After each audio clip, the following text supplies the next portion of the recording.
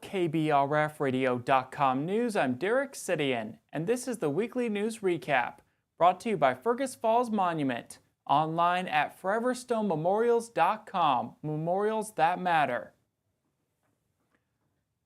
A semi went over a bridge rail on I-94 onto County Highway 10 west of Elizabeth Wednesday morning. State troopers say that around 10:20, a Kenworth semi and a Freightliner truck were both heading west near mile marker 47 when the vehicles collided, sending the Kenworth over the side of the railing. The driver of the Kenworth, 53-year-old Eric Watson of Forest Lake, was transported from the scene to Lake Region Healthcare for treatment of non-life-threatening injuries. The driver of the Freightliner, 21-year-old Brennan Volkman of Henning, also received minor injuries but was not transported. Volkman's passenger from Wadena was uninjured. The State Patrol is investigating. Otter Tail County Attorney Michelle Aldine has joined dozens of Minnesota sheriffs and county attorneys in urging lawmakers to pass a bonding bill to help with the mental health crisis. At a press conference, Aldine spoke about her history with the Fergus Falls Regional Treatment Center from early in her career. So I remember at the time when it closed a few years later that a lot of us in the room now were wondering what the heck is going to happen and what are they going to do about this and where are these beds going to be? And I find it fascinating that I'm standing here almost 30 years later as wondering that same question. Aldine says that law enforcement is in a daily crisis of figuring out where to put people in these situations because there's no place but the jail. She says she often deals with law enforcement or fellow inmates being attacked or assaulted by people that should be treated, not held in custody. All of us have had liability because of these issues. We are sued. We are sued because the attacks are happening in the jail and they're trying to figure out how to manage these people without psychiatry, backgrounds. Aldine says Minnesotans need a commitment by the legislators to build capacity. And do it today, not next year, not the next year after that. A bear was spotted on Pebble Lake Golf Course last Friday afternoon.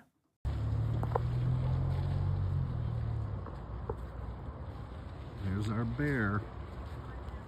Been hanging around all day long.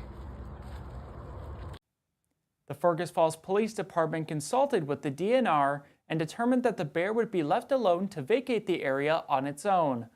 Officers say the bear was not acting aggressive in any way. The Department of Natural Resources says there has been an increase in bear sightings across the state. They say if there is a bear sighting in your area, bring any bird food or garbage cans into your house as to not attract the bear. The Otter Tail County Sheriff's Office has made a statement addressing its status on the Department of Homeland Security's list of state sanctuary jurisdictions. Last week, DHS published and later removed a list of Minnesota counties identified as state sanctuary jurisdictions. The Sheriff's Office says Otter Tail County was included on this list without prior notification or explanation. In an official statement, the Sheriff's Office says Otter Tail County has not taken any actions that would designate it as a sanctuary jurisdiction. It also says the county complies with all state and federal laws and has received no formal notice of noncompliance. The Sheriff's Office is currently seeking clarification from DHS regarding the basis for its inclusion on the list and the process for correcting any inaccurate designation.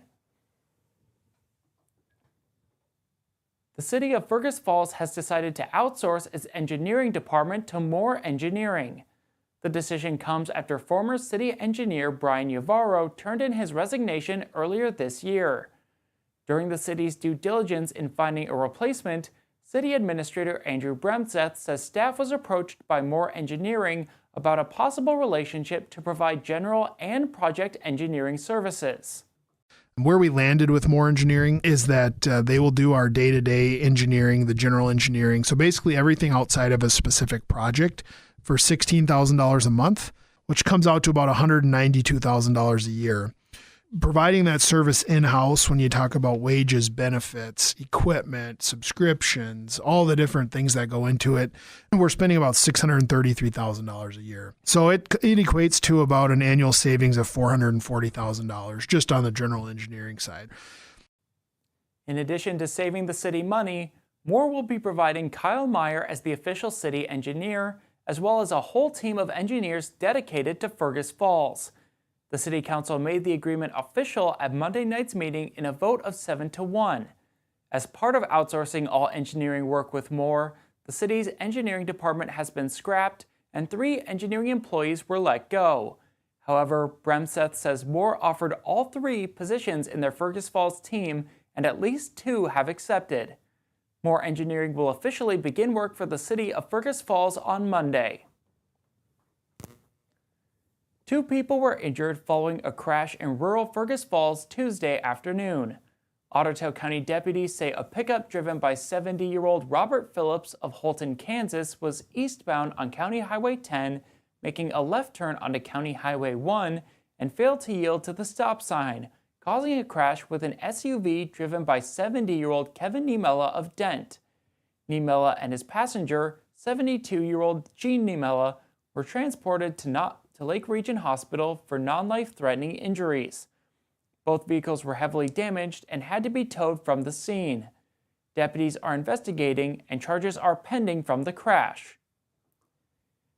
A new boater education law goes into effect on July 1st in the state. DNR spokesman Adam Block says for the first time, people older than age 17 will be required to have an operator's permit. He says anyone 12 years of age or older and born after June 30th of 2004 must complete and obtain a valid watercraft operator's permit to operate a motorboat and/or a personal watercraft on Minnesota waters. By July 2026, the permit requirement will expand to residents 26 and younger. In 2027, it will include anyone 31 years old or younger. By 2028, all boaters 41 years old or younger will be required to have a permit. Block says the move is to help make Minnesota waterways safer. You can find more information about the operator's permit and how to get one at kbrfradio.com. Construction of the roundabout near the YMCA has a new start date. Roadwork signs stating that construction would begin at the intersection of Fur Avenue and Freiburg Avenue on June 4th have been posted for a few weeks. However, the Ottertail County Highway Department says construction of the site will now begin on Monday, June 16th. The Highway Department says once construction begins, work will be staged to allow for the area to remain passable most of the time. We will let you know more about the detour routes later next week. On Monday, the Fergus Falls Aquatic Center officially opened its doors to the public. Hundreds of people came out to experience and celebrate the new facility. Multiple people spoke at the ribbon-cutting ceremony, including State Senator Jordan Rasmussen, who said that the people of Fergus Falls should be proud. 89 years ago, back in 1936, the city of New York had what they called the Summer of Pools. They opened up 11 city pools across the city that summer. And you'd think, why would a city in the middle of the Great Depression put such an emphasis on opening up public pools? One of the things that Mayor LaGuardia, who was the mayor of New York at the time, would say at these pool openings is that he would say, here is something you can be proud of. Here is something that you can be proud of, Fergus Falls. And I think especially in a time when it's hard to build new things, it's easy to say no to projects. I'm really proud of this community for saying yes to a project like this. And so I just want to say to the people of Fergus Falls, to the surrounding community, here is something you can be proud of. Congratulations and enjoy the pool. The Aquatic Center will be open from noon to 7 every day, weather permitting. This has been the Weekly News Recap, brought to you by Fergus Falls Monument, online at foreverstonmemorials.com, memorials that matter. For KBRFradio.com News, I'm Derek Sidian. Tune in every Friday at 12:30 on KBRFradio.com or on the Fergus Now app to stay up to date with local news. Get more news at KBRFradio.com. Sign up for email news sent right to your inbox, delivered by